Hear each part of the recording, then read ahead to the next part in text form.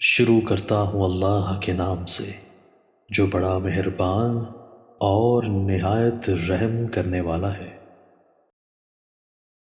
حضرت عبداللہ بن مسعود رضی اللہ عنہ نے بیان کیا کہ رسول اللہ صلی اللہ علیہ وآلہ وسلم نے فرمایا، جس نے کسی مسلمان کا مال جھوٹی قسم کھا کر مار لیا تو وہ اللہ سے اس حال میں ملے گا کہ وہ اس پر غضبناک ہوگا۔ عبداللہ بن مسعود رضی اللہ عنہ نے کہا کہ پھر نبی کریم صلی اللہ علیہ وآلہ وسلم نے تصدیقاً قرآن مجید کی اس آیت کی تلاوت کی۔